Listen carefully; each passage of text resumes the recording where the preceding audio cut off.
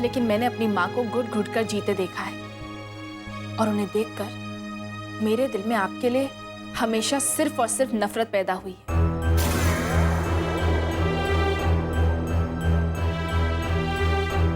लेकिन यकीन मानिए, आज आपके इन आंसुओं में वो सारी नफरत बह गई।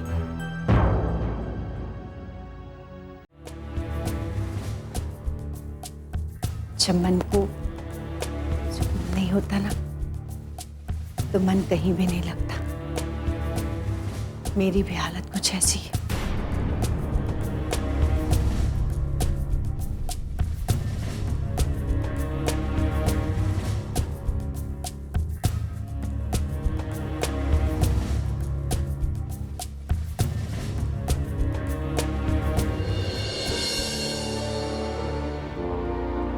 जी, ऑफिस से मिस्टर मेहता का फोन आया था। कह रहा था कि विकास ने ऑफिस का माहौल पूरी तरह से खराब कर दिया। अरे अपने वो किसी भी आदमी को लाता है और अपॉइंट कर देता है। मुझे क्यों बता रहे हो कुछ? ऑफिस के मामलों में मैं क्या कर सकती हूँ? हर बात एक दूसरे से जुड़ी होती है जीजी। मुझे तो ऐसा लगता है कि कहीं ना कहीं कुछ ना कुछ साजिश तो चल रही है। कोई है जीजी जो विकास को भड़का रहा है, उसे अनिकेत के खिलाफ कर रहा है। कुंज, अगर तुम इस मामले को सुलझा सकते हो तो सुलझा लो। मुझे मत बताओ, तुम अच्छी तरह से जानते हो मेरे दोनों बेटे मेरे हाथ से निकल चुके हैं। जी, बच्चों को अपनी मुट्ठी में करने के लिए ना माँ बाप को भी मजबूत होना पड़ता है। और अगर आप उन्हें ऐसे फ्री छोड़ देंगे तो बेलगाम हो जाएंगे। और जी, मुझे लगता है कि विकास तो सचमुच बेलगाम हो गया। देख रही हूँ कुंज, सब कुछ देख रही हूँ, और विकास और अनिकेत को रोकने का मेरे पास कोई रास्ता नहीं है। एक रास्ता है जीजी, विकास को अच्छी तरह सबक मिल जाएगा। कौन सा रास्ता? जी, जीजा जी के जाने के बाद पहली हकदार तो आप हैं। जीजा जी के जाने के बाद आपके फैसले मानने से कोई भी इनकार नहीं कर सकता। जी, ये मोह माया छोड़कर आप एक ऐसा फैसला लीजिए कि दोनों के दिमाग ठिकाने आ जाए। कौन सा कदम उठाना बाकी है? विकास को ज्यादा से बेदखल कर दीजिए,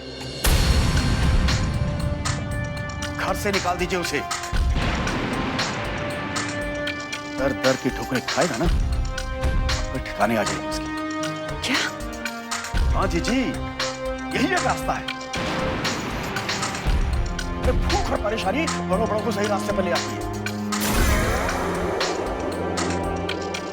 मुझे कहावत याद है, आपने भी सुनी होगी, भूखे भजन ना होए गोपाला, ले लो अपनी कंठी माला। भूख और परेशानी बड़ों बड़ों को सही रास्ते पर ले आती है।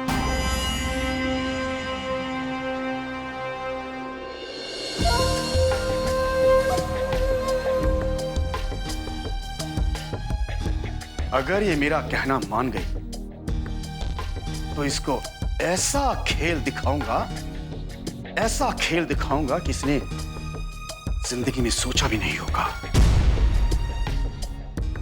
एक भाई दूसरे का कत्ल करेगा और खुद फांसी पे चढ़ जाएगा। दोनों से एक साथ छुटकारा।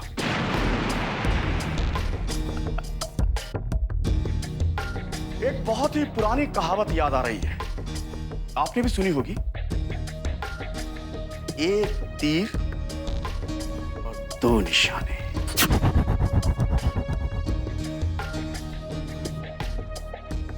कुल की ज्योति कन्या।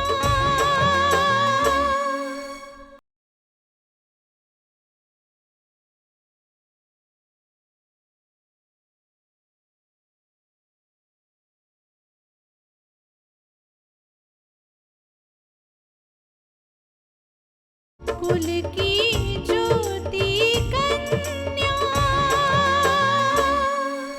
ये सारी एंट्रीज अपडेट करो।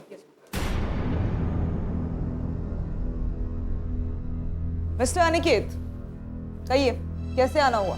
मैं ये जानने आया हूँ कि मेरे पापा को ढूंढने के बारे में पुलिस क्या कर रही है। अब तक उनका पता क्यों नहीं चला?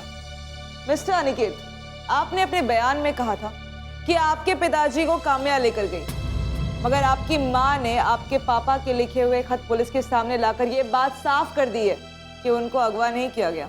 लेकिन उनका पता तो लगाना होगा ना। और ये बात तो हमें साफ साफ पता है कि कोई महिला उन्हें हमारे घर से लेकर गई थी। मिस्टर अनिकेत, हमने उस महिला के बारे में जानने की पूरी कोशिश की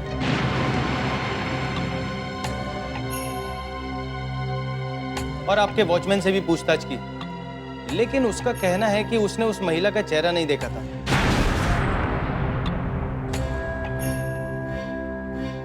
वरना कम से कम स्केच बनवाकर हम उस महिला के बारे में जान सकते थे, पहचान सकते थे।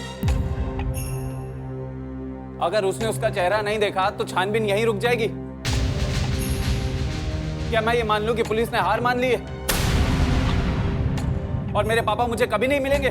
मिस्टर अनिकेत, हम अपने तरीके से उनका पता लगाने की कोशिश कर रहे हैं। यहाँ तक कि जिस टाइम पर आपके पिताजी घर से गायब हुए, उस टाइम के आधार पर हमने एयरपोर्ट में भी इंक्वायरी की कि कहीं उन्होंने वहां से कोई फ्लाइट तो नहीं पकड़ी। हमने रेलवे स्टेशंस में भी चेक किया, लेकिन अब तक उनका कोई पता नहीं लग पाया है। मुझे कुछ नहीं पता। मैं सिर्फ इतना जानता हूं कि मेरे पापा गुमशुदा हैं और उन्हें ढूंढना बहुत जरूरी है। उन्हें गुमशुदा नहीं कहा जा सकता मिस्टर अनिकेत। वो अपने होशो हवास में घर छोड़कर गए हैं। उनके द्वारा लिखी हुई चिट्ठी हमारे पास है। आप बार बार उस खत का जिक्र लेकर क्यों बैठ जाती हैं? क्या ऐसा नहीं हो सकता कि किसी ने जबरदस्ती उनसे वो खत लिखवाया हो? आप तो ऐसे कह रहे हैं जैसे किसी को मजबूर करके इस तरह का खत कैसे लिखवाया जाता है। इसका आपको लंबा अनुभव है। आपके घर में घुसकर आपके पिताजी को मजबूर करके ऐसा खत कौन लिखवा सकता है? जरा इस बात पर भी रोशनी डालेंगे आप? क्योंकि कोई बाहर वाला तो आपके घर में घुसकर ऐसी हिम्मत नहीं कर सकता। जिस तरह इस केस का अभी तक हमें कोई क्लू नहीं मिला है, तो मुझे लगता है कि अब वो क्लू आपके घर से मिलेंगे। इसीलिए मैं खुद आपके घर वो पूछताछ करने आने वाला था। आप लोगों को जो पूछताछ करनी है कर लीजिए, लेकिन मेरे पापा को ढूंढिए जल्दी, प्लीज।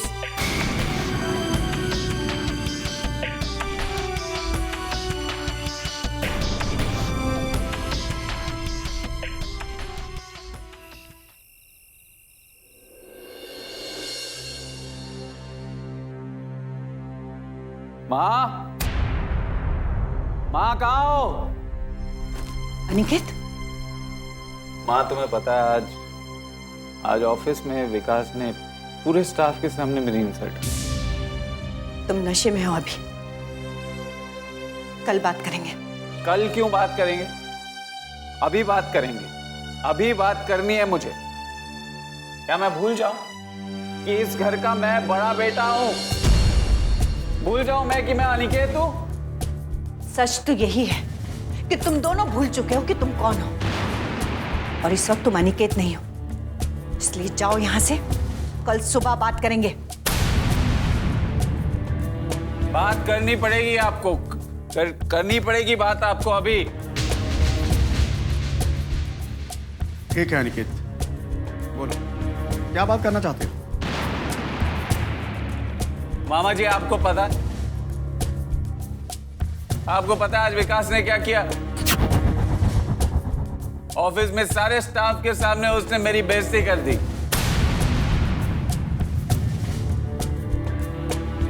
अरे आप ही बताइए, इस तरह ऑफिस में काम हो पाएगा क्या? यही तो मैं भी कहना चाहता हूं कि ऑफिस में सिर्फ आपका ऑर्डर नहीं चलेगा। मैं उस ऑफिस का एम्प्लॉय नहीं हूं, वो कंपनी मेरी भी है। मैं जिसे चाहूं उसे अपॉइंट कर सकता हूं। हाँ हाँ हाँ, बिल्कुल तू कर सकता है ऐसा, और इसीलिए तूने ऐसा किया है। कुल की ज्योति कन्या।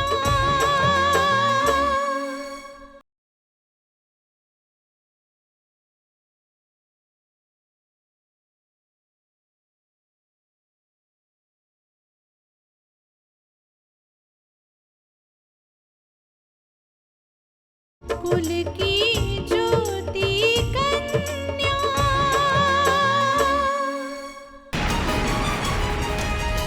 जानबूझकर किया तूने, है ना?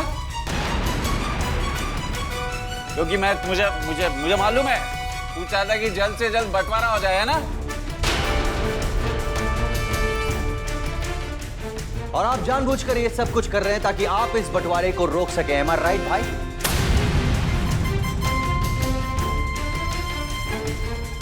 ताकि आपका मकसद कामयाब हो सके, वही जो आप पहले से सोचते आ रहे हैं। क्यों? बकवास बंद कर विकास। बकवास नहीं है ये, बिल्कुल बकवास नहीं है, समझे आप? और माँ, आप भी यही चाहती है ना कि ये बंटवारा ना हो? आप ये सब कुछ देखना चाहती है जो हो रहा है हमारे घर में? हाँ, मैं आपसे बोल रहा हूँ मॉम, इससे पहले कि ये बात बहुत बढ़ जाए, ये बंटवारे को रोकने की कोशिश मत करना। That's it. That's it. अरे नहीं करेंगे, कोई नहीं रोक रहा तेरे इस बंटवारे को। मुझे पता है तूने वकील से बात की है ना, और वो कल सुबह आ भी रहा है। होने दे बंटवारा, कर ले तू बंटवारा, खत्म कर। अरे मैं तो इसलिए बंटवारा रोक रहा था क्योंकि मैं नहीं चाहता था कि दुनिया भर के लोग हम पर उंगलियां उठाएं।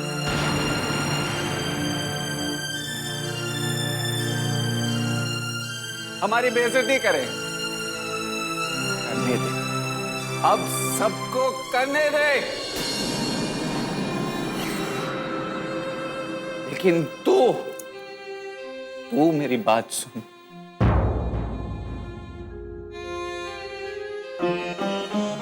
तू आज के बाद ऑफिस में इस लहजे में मेरे से बात मत करना, समझा? वापस बात मत करना बात।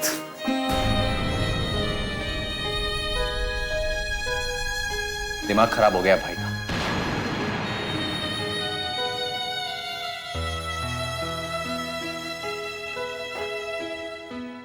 जी, ये विकास की वजह से ही अनिकेत ने भी बंटवारे के लिए हाँ कर दी है। लेकिन आप चुपचाप सुनती रहिए। क्या सोच रही हैं आप? कल सुबह वकील आने वाला है, क्या सोचा आपने? जी, अब पानी सर से गुजर चुका है, अब आपको कुछ सोचना है। जी, मेरी बात मानिए, विकास को ठोकरे खाने दीजिए। अरे जब आटे दाल का भाव मालूम चलेगा ना, तो अब तो ठिकाने आ जाएगी। उसको बेदखल कर दीजिए, तभी ये बंटवारा रोक पाएंगे आप। हाँ, मुझे कुछ समझ में नहीं आ रहा है कि मैं क्या करूं। आ रहा है ना वकील, आने दो, कल देखेंगे।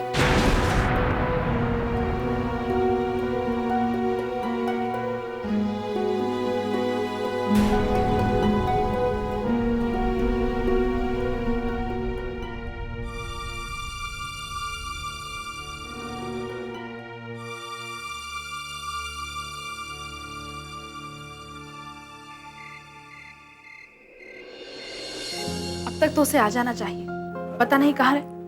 अरे प्रतीक, कैसे हो तुम? मैं ठीक हूँ। बताओ क्या खबर लाए हो? खबर ये है कि अनिकेत और विकास के बीच कल सुबह ही बंटवारा होने वाला है। जायदाद के पेपर बन चुके हैं, कल सुबह वहाँ वकील को पहुँचने वाला है। लेकिन ये खबर तुम्हें कैसे मिली? जिस वकील ने बंटवारे की लिस्ट बनाई है, उसी ने मुझे ये सब बताया। एक्चुअली मैं उसे जानता हूँ। अब तुम क्या करोगी काम्या? कुछ ना कुछ तो करना पड़ेगा दीदी। मैं एक बात कहूँ काम्या, तुमने खुद स्वीकार किया है कि अब तुम्हारे दिल में ऐसा कुछ नहीं है। वो सारी नफरत तुम भूल चुकी हो। फिर जाने दो, तुम क्यों इस मामले में पड़ना चाहती हो? प्रतीक, जब दुश्मनी थी तो दुश्मनी की वजह से सब कुछ करने के लिए तैयार थे, लेकिन अब एक माँ के विश्वास को टूटने से बचाने के लिए मैं हर मुमकिन कोशिश करना चाहती हूँ। लेकिन एक बात का ख्याल रखना काम्या, अगर तुम इस बंटवारे को रोकने में कामयाब हो भी गई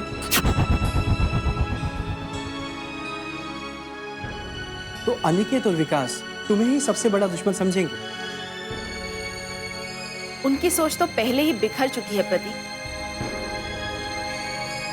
उन्हें जो सोचना है सोचने दो, मुझे उनकी परवाह नहीं।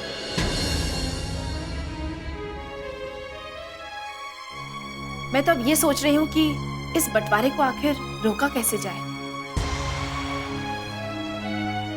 काम्या, वो वकील प्रतीक की पहचान वाला है।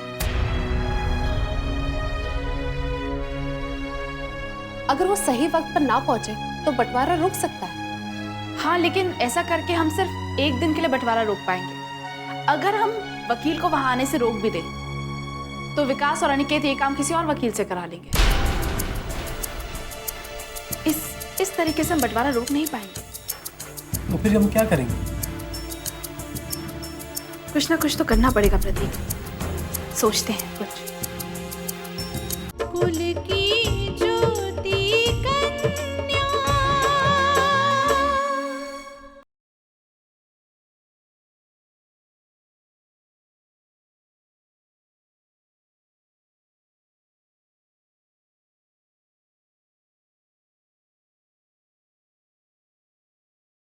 कुल की ज्योति कन्या। ध्यान और साधना में अपना मन लगाया करो। स्वामी जी फोन कह रही है आपसे अति आवश्यक बात करनी है।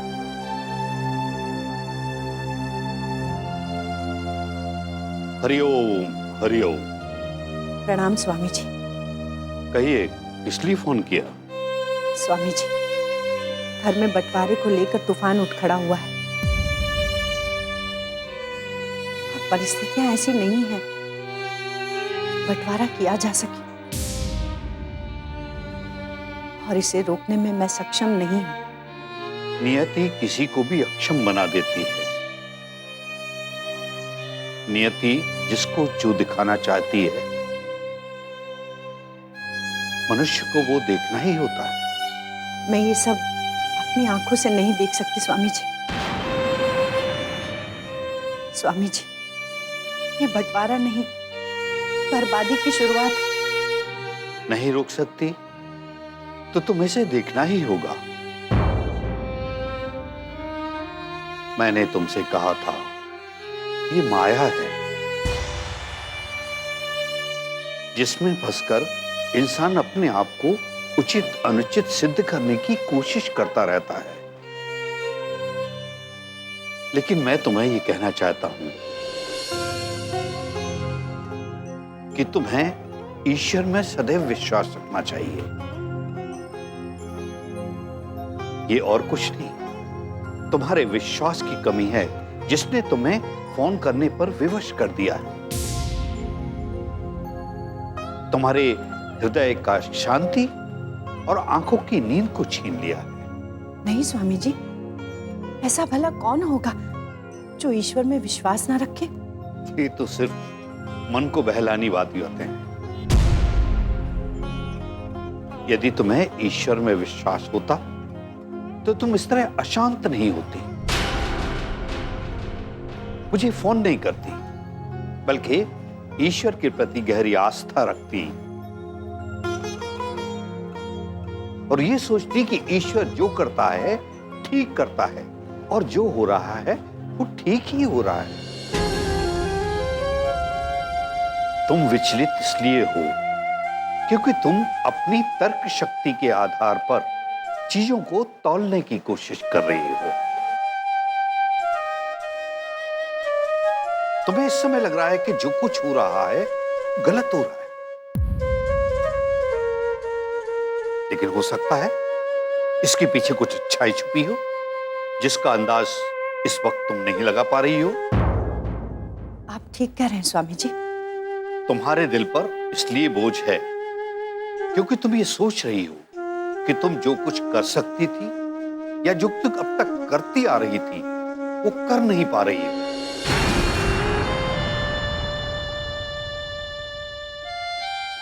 दरअसल ये तुम्हारा अहंकार है, इसलिए तुम दुखी हो। लेकिन एक बार ईश्वर में गहरी आस्था और विश्वास देखो। ईश्वर जो करेगा अच्छा ही करेगा। सौंप तो सब कुछ ईश्वर के चरणों में, फिर देखो सब कुछ अच्छा ही अच्छा होगा। मैं समझ गई स्वामी जी, समझ गई। कल्याण हो।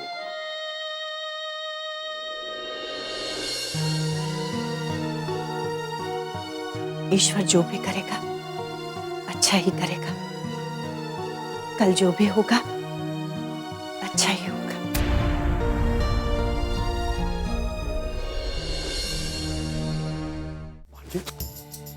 तुम मेरे छोटे भांजे हो, इसलिए मैं तुम्हें बहुत प्यार करता हूँ, जानते हो ना? हाँ बाबा जी, अच्छी तरह जानता हूँ। बेटा इसीलिए तुम्हें सावधान करने आया हूँ। अनिकेत की नियत में खोट आ गया है। अगर यह जायदाद मेरी नहीं हुई ना, तो मैं आपकी भी नहीं होने दूंगा। नियत में खोट है आपकी, नियत में खोट है, और आज ये बात खुलकर सामने आ गई है।